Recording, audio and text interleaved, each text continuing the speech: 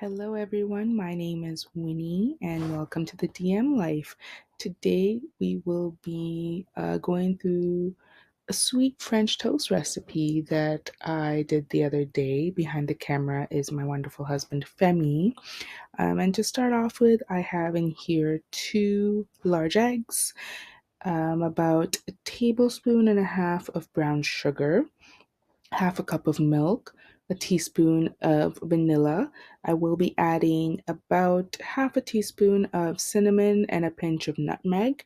So the cinnamon and nutmeg, I would say go to your taste. If you're not much for, if you don't like nutmeg, don't throw that in there. It's not really necessary. But cinnamon, I find just really, it's kind of like that, that apple pie, like kind of savory taste. Like cinnamon is just so, so, so good in this French toast. Now, if you really don't want it, you don't have to put it in, but I love it. Um, to introduce you behind the camera is Femi, my wonderful husband. This is probably the first thing I made postpartum after having our recent little one. There's the cinnamon. I just ground it up because I ran out of ground cinnamon and I had some cinnamon sticks, and uh yeah, just went right in there with my hand. I had no clean spoons left. Like I said, I was in my postpartum period. This is probably 2 weeks postpartum.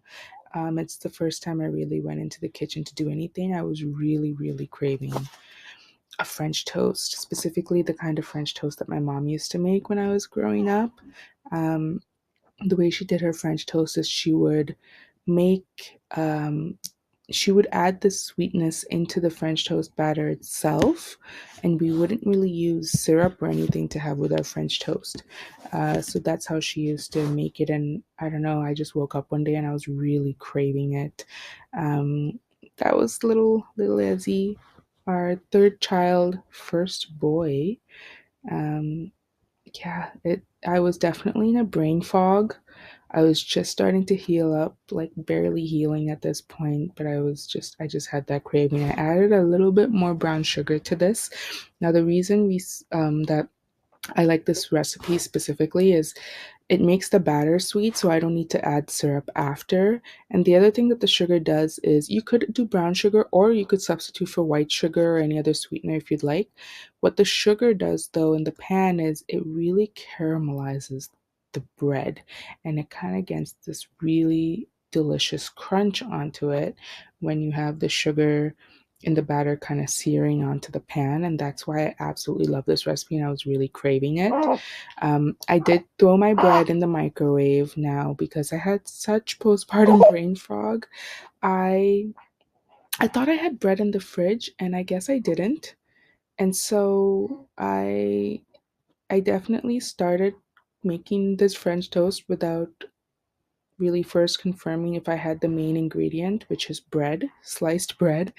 I did have this bread sitting in the freezer that I made. It was a sourdough discard bread that I made a couple months back, and I had put it in the freezer in case of an emergency. And I'm sorry, but this constitutes as an emergency. I had this craving. I had no bread. I took it out. It was still kind of frozen in the middle. And so it was kind of breaking apart because the outside was defrosted, but the inside was frozen. But anyway, it honestly was delicious either way. When you are making this recipe is good for two people. You could use 4 slices of regular store bought sliced bread. However, since I had the one I was baking and I was cutting it rather thick, it probably yielded about 3 slices. Um, because the slices were just so nice and thick, and honestly it was fine either way. But just so you know, if you are using store bought bread, it'll probably be like 4 slices of bread to the 2 eggs, so 2 slices per person, I guess. So yeah, I'm just whisking the batter, making sure it is well blended. And it for me, I do a lot of my recipes by eye. And for me, it looked like it looked right. You can see the texture, you can see the consistency, you can see the color. You're really getting that color because of the brown sugar and the cinnamon. If you're using white sugar, you'll still will get a little bit of a darker color because of the cinnamon. So it's all about what you throw in there. And then at the end of the day, I'm just trusting my gut and hoping it makes sense. And it did. It tasted absolutely delicious. I loved it. Um, so yeah, I've whisked it really well with a fork. I'm now going to dip my bread in it. I have oiled the cast iron pan, as you can tell. Um, I really wanted to use the non-stick pan. That's actually more my preference for French toast than cast iron. However, um, yeah, it wasn't clean because I'm in a postpartum period and nothing's getting done in the house. We're really on survival mode at this point, so I went for my cast iron. I did leave this bread to soak in the batter a little longer than I normally would have, and that's because the bread, as I said, was frozen in the center. So I knew it would just take a couple extra seconds for the batter to soak in. If you are using regular bread or just defrosted bread in general, a really quick um, soak in the batter is all you need. You don't need to leave it for more than like a second per side because you don't want it to soak in too much to the point that it's soggy. You just want it, just enough that it'll crust over. There's my little baby Ezzy. Oh, he was definitely, making some sounds asking for my attention at this point. So um, it's just such a blessing to be able to kind of be home with baby and just indulge in his cuddles, but also know that, yes, you're tired and you're not really sleeping, but the time does pass very fast. I feel like by the third kid, it's like, okay, the nights feel long, but the days are short. Is that the saying? I don't know. Time just moves so in such a different way. Um, as you can see, the bread has, kind of lightly browned over, a little bit dark in some spots, but that's the caramelization. Now, part of the reason I don't love using my cast iron is because it gets hot so fast. So you really have to, if you are using a cast iron, just monitor your temperature. You know your stove best. Everyone's stove's a little bit different. This cast iron heats really, really fast and then stays hot for a while. So you do have to watch it. But that nice brown color is really what you're looking for. It does start to kind of crust over and get a little light crunch on the edges, which is like I absolutely love. This is not a soggy French toast, people. This is a nice caramelized, crusty French toast. Um, and that's all you really need. So I think I'm gonna flip it over. We'll see how it's browned on the other side. And that's that to me. Oh my goodness, that is just perfect. That's what I like. That is what I like. And when you start to feel it as, the air hits that side that's been on the pan before, like when it comes up, you can start to kind of hear the crack and the crunch of the bread, which I absolutely love. So it's like crunchy on the outside, softer on the inside. Um, yeah, it's just, this was a nice, it was kind of a cloudy day this day, but it's honestly the kind of day that is actually perfect for French toast. I absolutely was craving this and I was so happy that I got to make it and I got to indulge in it. Um, this was definitely a period of time where I really wasn't eating that much breakfast. It was right after I came home with the baby. I was surviving off of frozen meals that I had and a meal train that our church community really came together to drop off dinners for us, which was just amazing. And I had those leftovers for breakfast and for lunch, and that's what we were surviving off of. There's little baby. Excuse my hair. Excuse the mess in the kitchen. This is just life right now. It is full of baby cuddles and sleepless nights and trying to get whatever you can together to fill your belly and making sure all the kids are fed at the same time.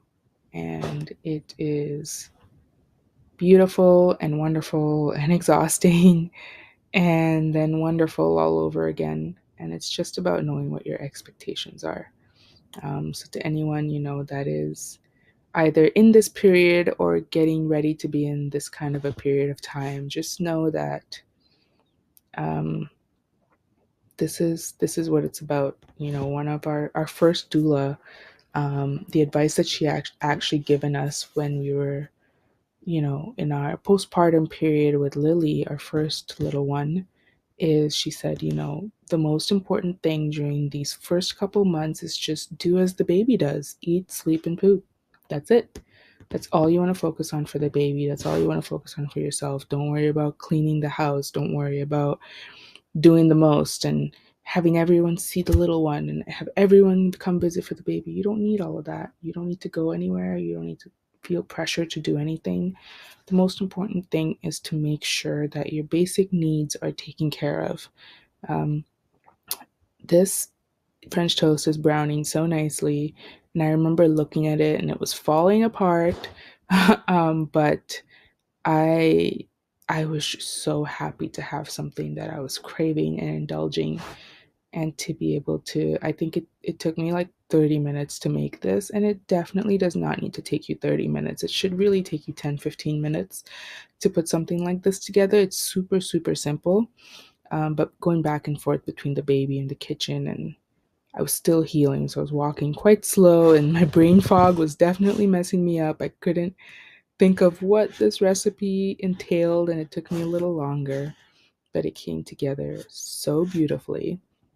So that is the other piece of French toast. This is all good, and this is what life is about during this period of time.